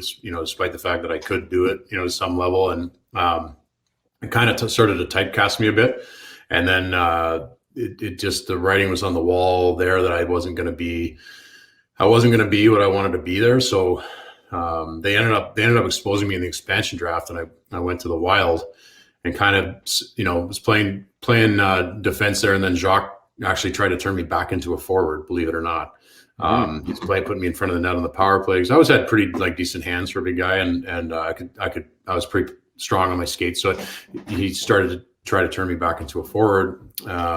And I had some injuries, and that wasn't going the way. So I literally went in to Mike Ramsey at the time, who was the defense coach. And I said, "Hey, Rammer, I think I'm meant to be a defenseman in this league. What do you think? What do you think about that? Is there anything you can do to help me?" And he looked me square in the eye, and he said, "Suts," he says, "you'll never be a defenseman in this league." And that was it for me. Like the next day I went into, think about it, Jacques Lemaire, right? Mike Ramsey tells you you're never going to be a defenseman in the league. Doug Risebrough is the GM. So I walk into Doug's office, not in any kind of like way other than to just plead with the man, be like, and I still felt it fundamentally. This is back again to like just holding true to yourself, strong to your identity. And I went in, I said, Reiser, I said, if there's any way you could trade me somewhere where somebody would want me as a defenseman, I would really appreciate it, because I believe fundamentally that this is the road for me to have a long and successful career. And I think I caught him off guard. I didn't think he would have expected that from a young player. I was only 23 or 24 years old at that time. And he traded me to the Thrashers in less than a week. And that was really like probably the pivot point of my whole career, because I got to go in there and start to play defense again. They brought in Bob Hartley the year after I got there, and Bob came in, and the first thing he said to me in his broken French English, he says, "Suts, I heard that you can play the game." He's like, "You haven't shown it yet." He said, "I'm going to play you 30 minutes a night, and we're going to find out." So he literally did. He literally wouldn't take me off the ice, and that was the time. And I always say with people too, I don't know if it's what comes first, the chicken or the egg, right? Like, do you have to play well to get more ice time, or do you have to get more ice time and then play well, right? It's such a tough thing as a coach, and I dealt with it so many different ways. Like, I had spaces in my career where I was a 5, 6, 7 defenseman. I had a solid, 5 years in Atlanta where I was in the top pair and I was playing over 30 minutes a night. That's that part where, redefinition, perspective, and then sometimes you're just in a situation where that's just what you are, and you have to choose to either accept it or you've got to choose to make a statement. So I held, I feel like the holding true to that self-belief, and then putting an action plan together. And then thankfully, I had a GM that was incredibly respectful to a young player's position, and he pulled the trigger on it. And it was a chain of events that sort of like, right. Set me free. Well, how did that, because just for everyone listening, and even for me, like, so, the size of the cojones on you there was big, like you had the big signing bonus, but you said you're a press box guy up and down to the minors in San Jose, right? So you hadn't, I would assume you didn't feel like you had established yourself in the NHL at that point, right? And then you go to Minnesota, and you have a full season there. So you play 69 games, but you're still, like you yourself said, you're kind of mixed identity. You don't really know what's up or down. You probably don't really feel comfortable with what your role is. And then that next year, you say, I want to trade. And it happens for you. What was the end of that conversation like with Doug? Do you remember like what he said? Yeah, I think he said, I appreciate your position, and let me see what I can figure out. And I always carry myself, I think, with a lot of integrity, and I was definitely passionate, and I was always kind to everybody. Like, I was always really close with the staff, and so I think he had a respect for me as a person, and maybe even respect for like what I was trying to accomplish, because he'd already accomplished it, and maybe he's like, this is a guy who has this, maybe that's the first thing, like where you're like, where Luke Skywalker realizes that he's a Jedi, and he's got or Neo in the Matrix, when you can finally realize the way that that this is your identity. And again, it's like these movies always line up where the lead always finds a place where he like trusts implicitly that this is what he is. That belief is the underlying thing that allows us, I believe, to like to propel ourselves, because in the end, like, we're constantly tested. The game itself tests us. The external variables put stresses and influences on us that make it challenging to duplicate, right, and do the same thing. And even for you, like as a goal scorer, like I was so glad I was never a goal scorer, because that it's so hard to just put up goals and points all the time. I mean, it's like, it's so much easier in some regards, like especially being a big defenseman, for me to focus on blocking shots, hitting people, making a good first pass. In a lot of ways, like I could set some parameters in place and then put those on auto repeat, where it really was like, okay, like this guy has a serious skill set. He's very hard to get around because he's big and he's fairly mobile for his size. He's got a good shot from the point. He gets it off in the right way and he makes a great first pass. He blocks shots like a madman, and he's hard to play against. I like that better than like having to do what you had to do, putting up points all the time where you're like looked at, and that's such a lightning in the bottle kind of thing oftentimes, right? Like to be able to stay hot and be able to constantly produce. And as well as I do, like the guys that do that consistently, they're like it's a whole other level. I mean, like it's ridiculous, right? The guys that like the Ryan Getzlaffs of the world, and all these guys that just machines, right? So it's just another level. Yeah, from a skill set side, then also from like to get positioned that you are that guy, right, in that organization, that you just keep getting put out there again and again and again until you find the puck starts finding the net again, right? Like that's a special place too. I mean, I liked how you brought that up with Risebrow there, because that was, we speaking again to the person behind the player, and you're probably 100% right, because if somebody else walks in that office and asks that question a little different way, or without the resume, kind of, the in the locker room type resume, you could have been on the next flight down to the minors quite easily, right? Like, so that again, that I can't stress that enough, because I don't hear anyone else talking about it. Like the guys that do really well usually had somebody that wanted to go to bat for them, right? And why do they want to do that? Right? There has to be some type of an emotional connection there, right? Like some reason, some respect, something, right? For Doug Risebrow to do that. You get into a situation in Atlanta, which, I've talked to Brad Larson on here before. Did you play with Brad when he was there? Yeah, Clutch Yeah. is one of my all-time faves. Okay, awesome. Yeah, I'd love to hear what you have to say about Lars. But I mean, he went from Colorado to Atlanta, right? So he went from like being on one of the best teams in the NHL to Atlanta. You can speak to that because San Jose was a pretty good club there for a couple of years too, right? So you kind of felt like that was about. And he said that it's almost like you're not even playing in the same league. Yeah. You know, like it felt so different, you know, for him. But you're an NHLer. So like, can you talk about that? You know what I mean? Like just about that, playing in Atlanta, a team that's not having success, yet still having to be a professional because you're in the greatest league in the world. Yeah, it's, you know, and I can remember distinctly. I still, you know, talk about it all the time with people. I mean, being pinned in our end for like literally like 15 minutes at a time, like not even being able to break the puck out, you know, because we were severely outmatched in a lot of regards, you know, and you know, but to your point, like you've got to just keep maintaining the professionalism, the drive, the passion to do better, the motivation to uplift your teammates, hopefully to lead by example and come back renewed with renewed optimism the next day, renewed energy to try to make tomorrow a better day. And you know, we lived through a pretty stark transition with that organization. You know, like, you know, I got in there and, you know, Heatley and Kovalchuk were just in their second season when I got there, and we hadn't rounded out as a team. Then we, you know, go through the situation with Danny's accident and Dan Snyder's death, and that was crazy. But then we start, you know, I think start playing better. You know, Bob Hartley brought in some really good systems. We get Kari Lehtinen as a goalie, who turns out to be an absolute stud, right? And then we attract the Greg DeVries of the world, and we attract the Scott Mellenbys and the Bobby Holiks and the Marian Hosas and the Slava Kozlovs and the Mark Savards, right? So now you see this team starting to build and grow.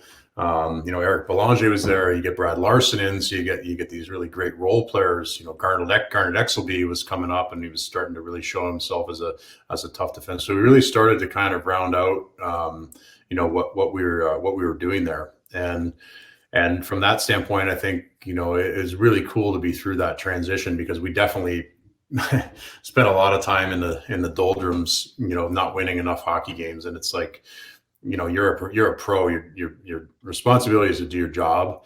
And then nobody likes to lose all the time. You know, you're going to lose some games, certainly, but like, you know, that kind of mindset when you're on a team where you're really, you know, fundamentally you're mostly outmatched. So it's a tough space to exist in, you know, because you need a selection of miracles usually to win against you know, I remember we played against the New York Rangers, and when we finally made the playoffs, and I think it was 06, 07, we finally made the playoffs. The organization made the playoffs for the first time, and we play the Rangers, and we were first place in the Southeast Division, and we played the Rangers, so we had home ice advantage, and they swept us 4 straight. And I think Michael Nylander had the puck like 75% of the time. It was like ridiculous. Nobody could even get the puck off of him. We go into Madison Square Garden for Game 3 after losing the first 2 games at home, and I think they blew us out like 7 or 8-0. You know, and it's just like from the anthem they sing there to like that annoying song they play when they score every time, and it's just like, oh my gosh, like we are so outmatched, you know. But you know, and then you see how hard it is to win consistently in the NHL, because we go from that season, and we had all those players I mentioned earlier, and then they literally dismantled the team. I went away, Savvy went away, Marian Hossa went away. So the team was dismantled shortly thereafter. So it was you know, it's for these teams that win on a consistent basis, it's so impressive.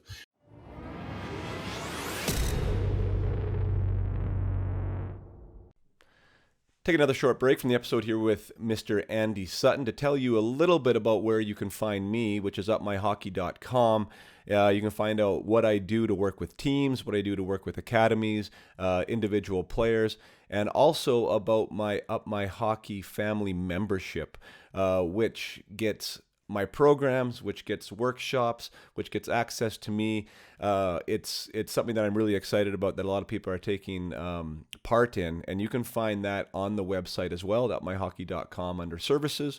It also includes a Facebook group on Facebook for parents. It's called Up My Hockey /parent group. It's a private group. It is completely free. There is lots of value inside there, and if you are a little hesitant to take the plunge right off the bat, which you shouldn't feel hesitant, because I promise you the value is vast and wide and broad, and it's all the areas that your athlete needs that your current program, I'm sure, is not diving into the way that I do. Talking about character, talking about mindset, mental toughness, the traits required to get noticed and to take advantage of opportunities, where we empower athletes to step into their greatness and to really find what makes them great. How can they become their best? Giving them the tools to do that. So yeah, that's at upmyhockey.com. Again, the Facebook group is Up My Hockey Parent Group. Please join us there, check us out, and become part of the community. Now back to the episode with Andy Sutton. It really is. And it's all, it's all culture based, right? Yeah. Yeah. Well, that's the one thing that Lars spoke to, is just like the culture in Colorado. Like the only thing that was important was whether they won the game or not. And he said he came to Atlanta and it was, guys are breaking their sticks because they didn't get, quite enough minutes, or they didn't win the game, or, he didn't get the apple, or, whatever the case may be. And he was just like, where am I? What is this all about? This isn't what I was taught from the Joe Sackett's and the Forsbergs of the world, right? So it would be super different. And then, like, I'm just wondering too, and probably not in the moment, but you said you were a 1-2 pair there for a while, and I mean this with no disrespect at all. Like, that would probably correlate into maybe a 3-4 or a 5 guy on a playoff team, correct? Like, would that how you would see that? I at that time, like, I was playing good hockey. I really was. And I think, I wouldn't have been a 1-2 pair on a lot of teams for sure, but I think there would have been 10 teams on the league. I'd have been a 1-2-3 guy. Right. The next 10, maybe a 2-3-4 guy. And then the next that 10. Was the top. When did you get your second contract? Was that in Atlanta? I got my second contract in Minnesota. And then I got my next contract in Atlanta. And at that time, like, I wasn't a free agent until I was 32 years old. Like, you had to pay your dues, Right. So I didn't become a free agent until 2007, I think. I played almost a decade at that point. Right. So It's like, you really had to pay. Right. Yeah. That's crazy. So that's like probably the first real big, windfall or payday. But like, even that comes into careers, right? Is kind of why I was going with that, is because some of these, let's just take an Ottawa right now, or Detroit, somebody that's playing right now. Like, a lot of those guys on that team wouldn't have an NHL job if they were somewhere else, Yeah. But they do, and they're playing, and they're getting that opportunity to play. And now they're becoming recognized as NHLers, and they're going to be NHLers, right? So to your point of, like, where you picked to sign originally, like, super does matter, because you can be stuck being a good player in an organization with no place to play. That's right. It does matter. And I don't love thinking about the excuses, like whether this coach, messed my career up because he didn't this or that. And a lot of people go down that road. A lot of people have those stories to tell, in the end, one of Keith Kachuk's great expressions was he'd be like, hey, you want to make more money? It's like, yeah, play better. Right. So, like, in the end, you've got to make the most of what you have. And if you're getting limited minutes, there's stuff you can do. You can still make an impact. Is it easier when you're told to go over the boards every second or third shift, and you're going out and you're in the flow of the game? Sure, it is. Is it better? Do you have more chance to succeed if you're on the first power play unit than getting the last 25 or 30 seconds on a second unit? 100%. Yeah. But at the same point in time, if you're that guy on that second unit and you get 25, 30 seconds, you got 25, 30 seconds to make the most of it and grab some attention. And maybe you're the next guy when somebody's not putting it in the net on the first unit to go there. So it's like, you gotta just kind of keep it in perspective and just keep trudging and try to work within the constructs of what you're dealing with, because, whether or not a coach is in line with the athlete you are or the athlete you're trying to become is kind of it's kind of independent of what you're trying to do for yourself. So. Sure. And then there is a contractor at the end of the day. You really are. I talk about being a team guy, and that's super important. But you are there for you, right? You're there to try and make money and to extend your career and do what you can to make those things work. That must have been like the most, I would assume, one of the greatest things you ever heard when he says, I'm going to play you 30 minutes. I mean, like how that would probably have opened you up and allowed you to become, step into that potential of you as a player and to show what you can do and not have to punch people out to get your next shift, but just go play some hockey and become Andy Sutton. I mean, you must be super thankful for that opportunity. Yeah, it was amazing, and I really relished the opportunity to play against the other team's top players, and at the time we're in the Southeast Division, so we played the Hurricanes and the Lightning and the Capitals 8 times a year, and Ovechkin in his prime, and Le Cavalier, Saint Louis, Richards, Prospel, all those guys, and then Stahl and Eric Cole and those guys in Carolina. So I mean, it was a big responsibility, and I think I enjoyed that, being the first guy out on the PK, and there was even some time where I was the first guy out on the power play there. I think I had 7 or 8 power play goals the one year, which was really good for a guy that really was never known for that. And that was fun, right? That was a lot of fun. So yeah, I think that time spent there was definitely formative, and really probably cast my at least belief in myself that I could do it. Right. Yeah. Well, for sure, because you proved it. I mean, that's the thing is.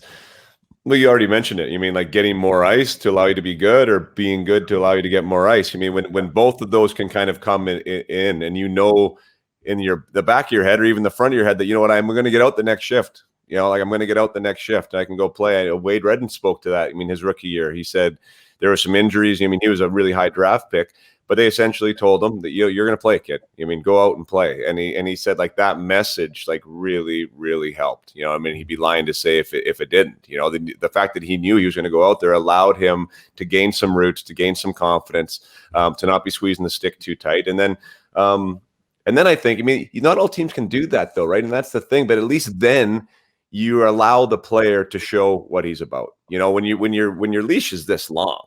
I mean, like that's a pretty tough environment to play in for anyone.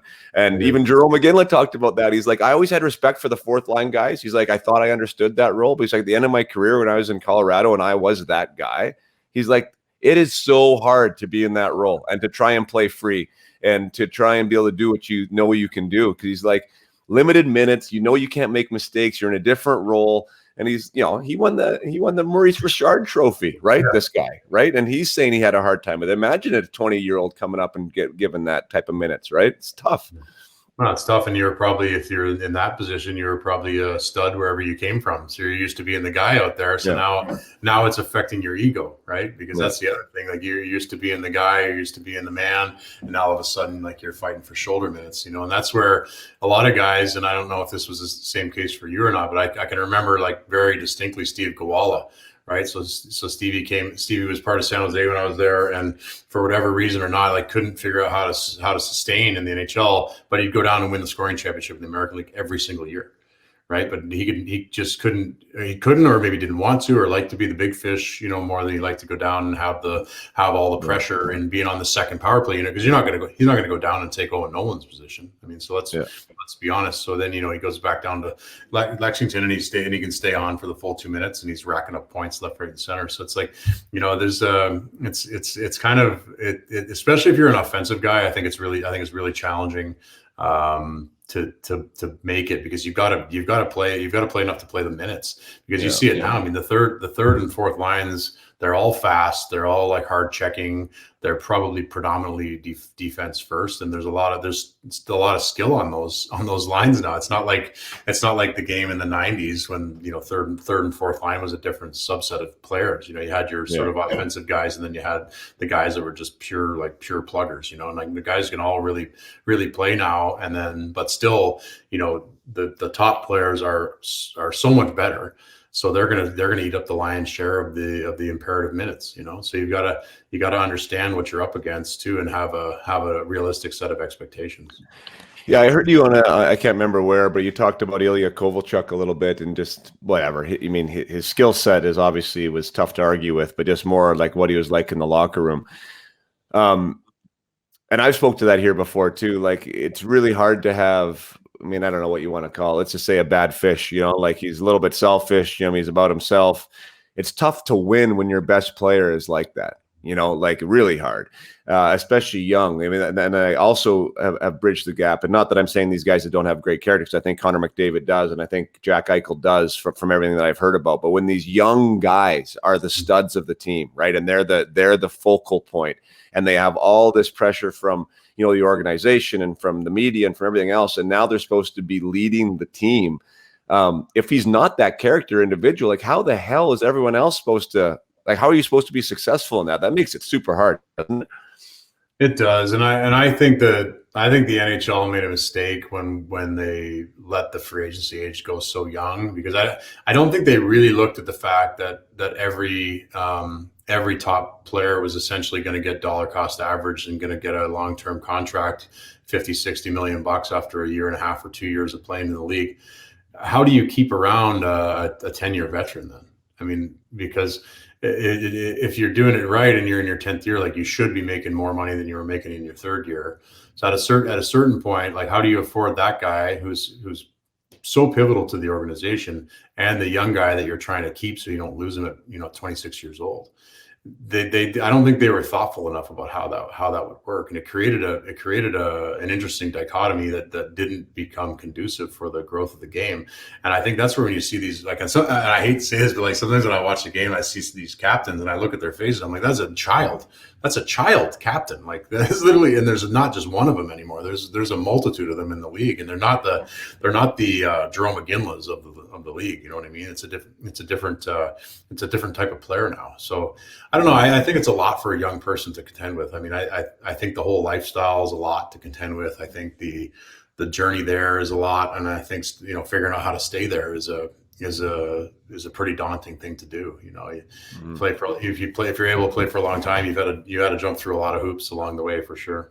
Yeah, and it's good to have those. I mean, I don't know, like, the role models matter. I mean, the one experience I had in Detroit, and it was a brief one, but at training camp, and just seeing how that organization ran, and how those guys in their 30s, like, were just like these galvanizing pieces of like what this whole thing was about. And then, the Nick Lidstroms and the Zetterbergs and the Datsuk's, like, they were just all part of the same bus, going the same direction. And it was really cool to see what that was like, and definitely use that since that in business and my approach to other things, right? Of how to keep everyone collectively going the same direction. But yeah, man, the league's different. That's for sure. I mean, in some ways better, in some ways worse, I think. It's so young that I don't think they really, like, I think what we had to go through to get in, it was maybe a little bit too brutal, maybe a little bit too tough. And now it almost seems like it's too far the other way, especially maybe from like our perspective going in. Like, I don't know, how do you feel about that arrival point for these guys now? Well, I mean, I lived it, so in my final, few years, I really got to see it happen. And never more, glaring than my final time in Edmonton, right? I think there were 7 first rounders on that team that I went and played with. I mean, it was insane, right? And then, you saw the amount of money that started to flow, and it's for how young the players are. I think there still should be some sort of rite of passage. I really do. I think it's too easily granted, honestly, and then the leagues become all about youth. I mean, it's like there's the time of the length of players' careers is going down, because there's just not room for the third, fourth line guys that are tenured. Unless you're doing something really special, they're not going to fill that space with a veteran player. Because it's all about breeding the next youth and finding out which young guy you can dollar cost average to hang on to, and which ones you're going to let go, because there's a constant onslaught of new players coming in to fill those positions. So I think we got it wrong with that. I think that having that really strong fundamental veteran leadership and is a very important part to maintaining the cultural support that you need to basically have a successful franchise. That's not to say that certain teams can't do it with younger players, but at the same point in time, I think there are just fundamentally things you learn after spending time doing something. That is of imperative value. And then I think there needs to be that disparity between the older leaders and the younger, like up and coming players, because there was a respect coefficient there that made this younger player, have to embody certain things that were fundamental to just understanding what it was to be a pro for 10 years or 12 years, and then that person can indoctrinate all of those things and become that athlete. But I don't think it can happen to the same degree without this governing body up here, managing these things. Yeah, mentoring and role modeling. I mean, which is interesting though, which is one of the things that I'm preaching like all the time with the teams I'm working with and my athletes is like, because I mean, I talk to the directors of player development and directors of player personnel, and like the character, the fabric of that person's character is maybe more relevant now than ever because of what we're just talking about, right? Like if you would take Ilya Kovalchuk or Jonathan Toews now in a draft, you would take Jonathan Toews. His ceiling isn't as high from a skill set, but you know what you're getting when he arrives there, right? For sure. Yeah. Like he doesn't need that much wanting to go, right? He's going to lead that team at 21 and he's going to do a great job of it. And because there isn't those external forces or as many of them, right, to help, mold and craft and change these players. So like I do think that, teams are looking for that more maybe than in the past. Like it was all about talent. I shouldn't say all about, but talent was a really high bar. And we're going to take the most talented guy. I think they do a lot more homework now on what these guys are like so they can put those pieces in at a younger age because they have to. You can't run the Scally cap now unless your young guys aren't playing on the team, right? They have to. So right. Anyways, it's a pretty wild game, and I couldn't imagine being a GM in today's day and age. It's not as easy to just go out there and sign whatever piece you need anymore, right? It's definitely a developmental thing. You got to bring in young guys. You have to draft well. You got to make sure you're getting the most out of your players and picking the right personality pieces that are going to support winning culture, and that's easier said than done. Anyways, we're rolling up on an hour and a half here, and I told you we'd go 90 minutes, and I think we have plans of coming back here and maybe going through a little bit more. So, tell us a little bit. You put Verbero hockey there, in our last 8 minutes here. I'd like to talk about once you got out of the game, you kind of became a serial entrepreneur a little bit. I know that you had the school background, and you if you're not doing something, you get antsy. So, talk about kind of your arrival there with Verbero and what's Verbero's all about. Yeah, so I started developing some intellectual property in the protective space while I was still playing. I started when I was with the Ducks and finished up when I was with the Oilers and started working on licensing programs for those components. And I started working with Easton and a few other companies. And when Easton was consumed by Bauer, the program got squashed. So I at that point in time went and worked for a hockey company. So I was acting president of a company called Wholesale Sports Inc. for about 4.5 years. And during my time there, I got to take a look at all facets of it. I got to look at manufacturing, sourcing, and production and product development, definitely marketing and e-commerce, and even down to warehouse management. I mean, I really got to learn a lot of facets of the business. And while I was there, I was able to invest in some of the acquisitions that occurred while I was there. The First Star brand from BC was a company that I owned for almost 4 years, and I was able to work on that during my time there. And then we acquired Verbero while I was there, and I lent some money to the company while I was there on some things and managed a lot, wore a lot of hats for that company.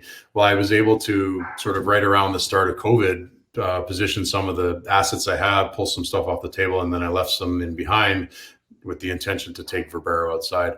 I always knew I wanted to do some things differently, and I needed that time probably to understand the back end side of the business to be able to really cast Verbero into a place where it can be successful and into a modern approach. So I took a lot of the best bits from Verbero, made our carbon fiber skate even better, brought in a 350 gram stick that I was working on with another manufacturer. We built an online software to create team stores, which didn't exist, bought an apparel factory so that we could service apparel, all the game wear, bags, accessories, to a really high degree. And then we changed the rep force structure as well. We allow our reps to sell anywhere to anybody. They can build their own sub rep forces. So essentially, like, people that we bring in could be the dad that's tired of paying too much, spends all the time in the rink. It could be the mom that manages the team orders. It could be the manager, the coach. It could could be virtually anybody could come in and join us, and then build a team under them. We build custom catalogs for everybody. We build team stores for the teams that we approve. And then outside of that, we just really focus on one amazing product per category. We don't try to sell a whole bunch of reskinned products that look the same to hit different price points. Our mission is to have the best product at the best possible price, and we sell player direct to everybody.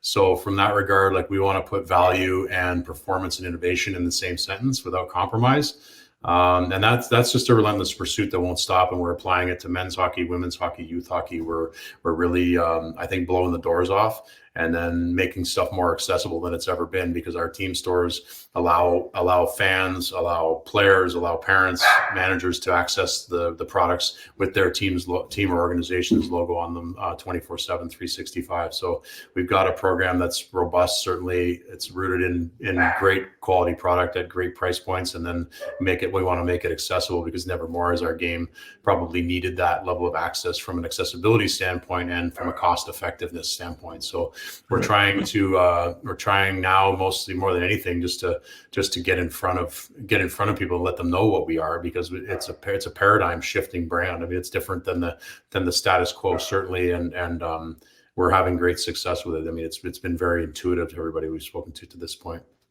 Awesome. Yeah, it sounds exciting. Yeah, so Verbero.com for people who want to check it out. I do use the stick right now and the gloves, and I'm definitely a campaigner for the brand. I mean, I love the stick. The stick's amazing. Super light, shoots well, it's really durable.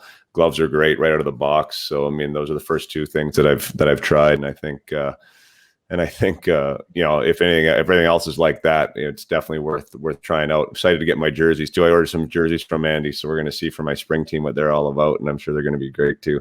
I forgot, if we have time for the one story.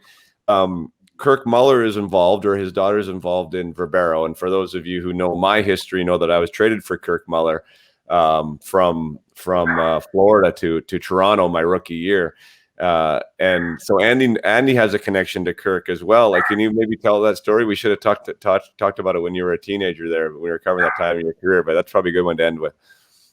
Yeah, so we've signed on about 20 ex-NHLers now.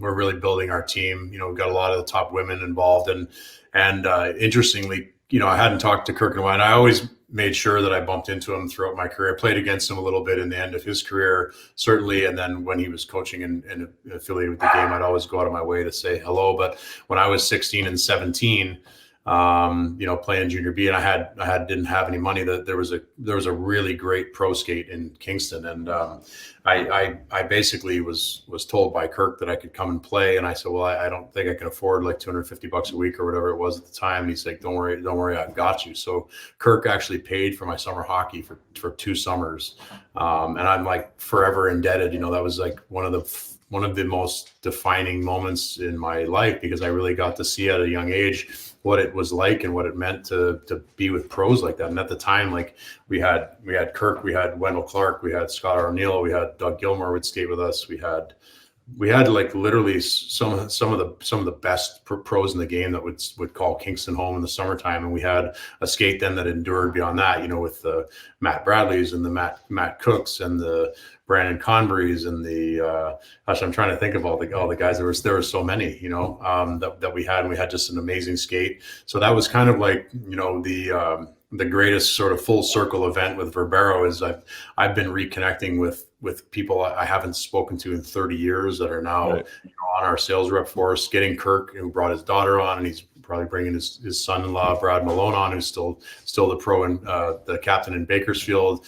It's our program is a beautiful hockey ecosystem, because it really is boutique, it's intimate, it's direct, it's intentional. Everything has a rhyme and a reason. And then we're able to connect with people like yourself, who have people that have faith in you. And then we're just kind of cascading the word on down through our infrastructure. Right. No, that's awesome.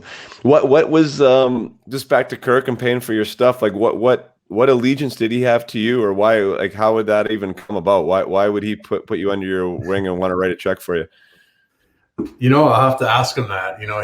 He obviously saw something, and maybe it was potential, maybe it was my eagerness, maybe I was just really kind to him, and he appreciated, and he was making great money, and he was captain of the Montreal Canadiens. And I don't really know, but he saw something in me, I guess, that we wanted to give a young guy an opportunity to skate with those pros in the summertime. And it was, I mean, if that doesn't happen, well, I don't know what happens. It's like that type of thing. It was a crazy thing. And I was able to learn what it meant to be a pro, to see these guys and how they train and how they skate and do those drills at that speed when I probably wasn't there yet, so it gave me the windows to look through to see where I wanted to go, and gave me some of the tools to figure out how to get there. And then I think that was such a founding rooting principle for me in the way that I always treated the players, the managers, the equipment managers, the staff when I played. I always went out of my way to make sure that I wasn't the older guy that was not taking care of the young guys. Like, I think in the end, that was one of the things that kept me around, an extra couple of years, especially in Edmonton there. I think, I became as much a player coach as just a player. So in the end, I tried to pay it forward. That's awesome.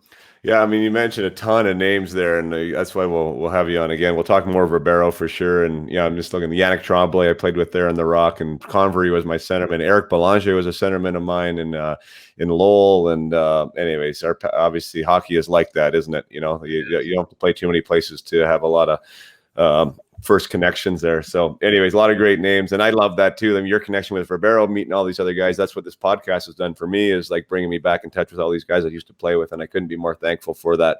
Love the conversations and reconnected and hearing the stories, and often the stories that you don't talk about that stuff during your career, right? Like when you're playing with them, you're not talking about what the junior league was like, or what adversity you went through with a coach or whatever, right? Like to kind of have a little bit of a reflection opportunity with some of these players has been awesome. And so thank you today, Andy. Thanks for everyone who joined in today for Andy's story, for hearing what it was like to come out of nowhere, to be a free agent signing there with San Jose. I'm actually gonna have on Brent Myers next week. I played with him in Spokane. So read his book, and we're going to dig into some of that stuff you talked about. Yeah. So I was going to maybe ask you a few more questions about him, but anyways, we didn't have to stop if we didn't want to, but we'll stop it now. So thanks for everyone for tuning in. We were live here again today on Facebook for episode 55 of Up My Hockey. Please check out Ribeiro.com. Something Andy's very passionate about, a really good product line, and we'll have him back on here to talk more about that and what I'm doing with Andy in that space as well. So thanks again, Andy. Appreciate your time today. My pleasure, Pose. Have a good one, buddy. Awesome. Thanks again for being here for the entire episode. I love people who stick around to the end because that's what it's all about, Not what you do, but it's how you do it. That's why I say my athletes all the time. So if you're going to start something, you might as well finish it. So thanks again for sticking around to the end. Andy is a great interview, really eloquent in his words. I'm glad I was able to ask him some things that he couldn't really remember about his dad behind the bus and all this stuff. So he's going to have some conversations with his dad, and perhaps we'll bring him back on. But really good stuff as far as mindset concerned, as far as using gratitude as a tool. So important to practice gratitude in a meaningful way. You don't just want to dip your toe in the water when it comes to that. This is something that helps us navigate life, and not to mention our hockey careers. So as parents, as coaches, if we can cultivate gratitude and show how we're using gratitude to these athletes in our lives, they are much more likely to incorporate it themselves. Lots of ways we can do that. Lots of ways we can benefit from them. One of my masterclass workshop experts and friends, Mike Shaw, came in for my membership group and gave a workshop on gratitude, and how he delivered it in a way that he uses gratitude as a way to manage resiliency and to make you more gritty. And two words that hockey players really like, that kind of coincide more with what people typically think hockey players need, which is to be gritty and to be able to handle or to be resilient. Often gratitude isn't something that gets talked about, but an athlete who can develop gratitude is able to be more gritty, and is able to be more resilient, and is able to better handle anxiety in the moment. So really good stuff there. I know we talked about other stuff, but gratitude just rings true to me right now, and it's been a part of my day, something that I've been trying to cultivate when I wake up and also when I go to bed at night, and it helps with my perspective during the day and how to handle, the little bumps and valleys throughout the day. So hope you enjoyed this one. Once again, thanks so much for being here. Thanks so much for making Up My Hockey a part of your life and your living routine. I really hope we're providing value, and if you haven't yet given me a review there on iTunes, we'd love to see it. It really does help. So, as always, you are appreciated. I am thankful, and play hard and keep your head up.